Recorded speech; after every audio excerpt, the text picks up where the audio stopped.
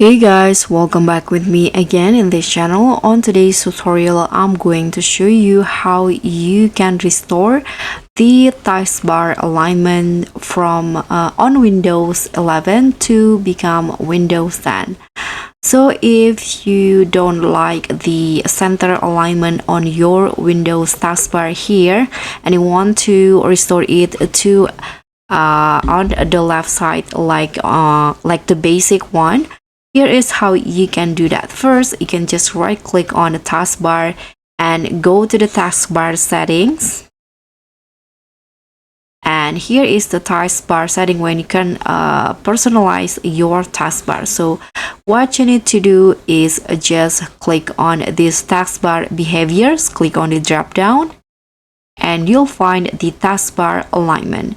If you want to change the alignment, just click on this drop down. So this one, I'm using the current alignment that I'm using is center. So if you want to go with the basic, you can just change it into left, and just like that, it will become the old, like the basic Windows taskbar alignment. So that's pretty much all. Thank you so much for watching. Don't forget to like, comment, and subscribe. Also click on the thanks. Bye.